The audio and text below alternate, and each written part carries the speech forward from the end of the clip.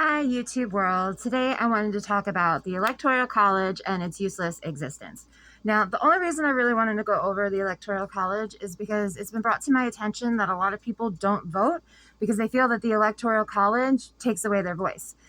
The Electoral College is supposed to give you more of a voice because way back in the day, our country has a really horrible history. So what I'm about to say is disturbing, but back in the day, the only people that could vote were white male landowners. And in some colonies, you had to also be Protestant, or if you weren't Protestant, you couldn't vote.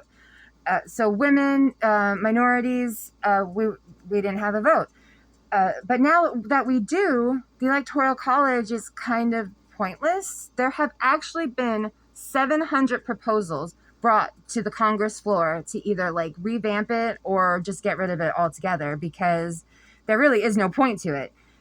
It was supposed to help people have a voice, but a lot of people feel that its only purpose is to help unpopular people stay in power.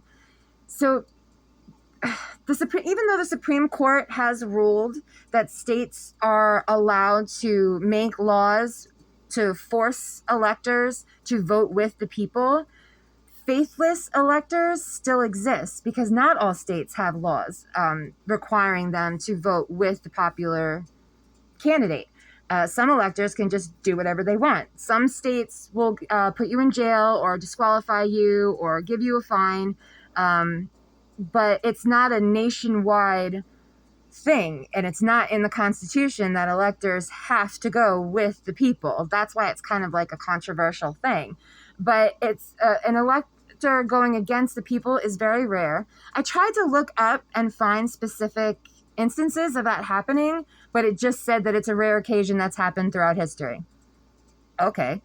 Didn't really give me details on that, but it also states that when people come out to vote, the electors do, like 99% of the time, go with the people. So it doesn't, even if they don't, the faithless electors, it's never affected the outcome of a presidency. Now, I know people will see, okay, well, this person got the popular vote, but they didn't win the Electoral College. That's because each state has a different number for the electors. I don't know exact, but I know like California has a really high number, but like Vermont and like Alaska, Hawaii, like they're like 3 electors, while California, Texas might be 10, 12.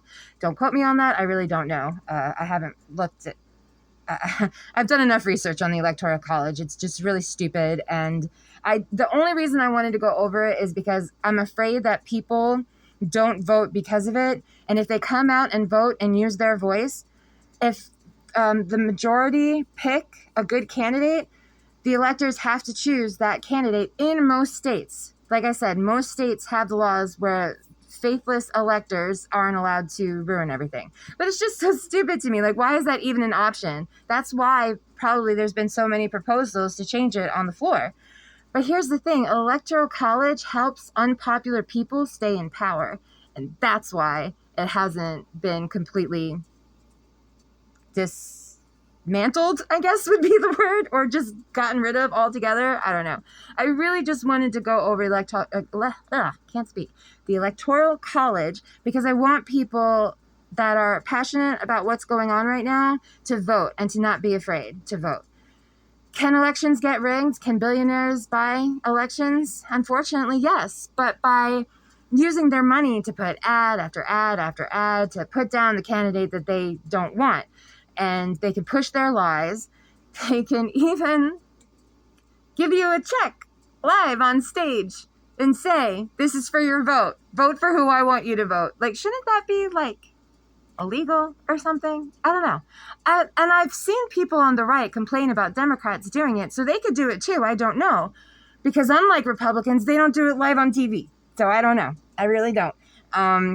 Do people put money into campaigns and help them campaign more with ads and all that stuff? Yes, that can happen. But at the end of the day, it's up to the people and who they vote for when they're in that ballot box.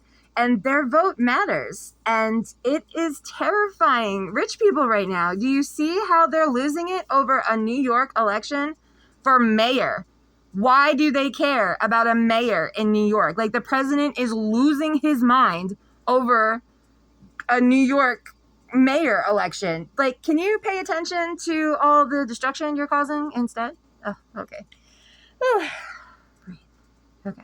I'm sorry. Just things are really weird right now, and I needed a place to vent. And I'm really hoping that explaining the Electoral College, although I'm not sure if I explained it very well, again, the purpose was to give everybody a voice, but it seems now that it's just to keep unpopular people in power. But again, if you use your voice and you come out and vote, and we come out in like big, huge crowds that they can't stop, we can make a difference, and we can get the useless people out of our government. We can make a change. And I know now I'm sounding like all preachy and stuff, but I'm serious. I've seen it happen. We saw it happen in Wisconsin. The billionaires wanted someone to win, and they didn't. The person that the American people wanted, that's who won. So just when midterms come up, please don't be afraid. Please don't think that billionaires are going to take over the elections and take away our voices.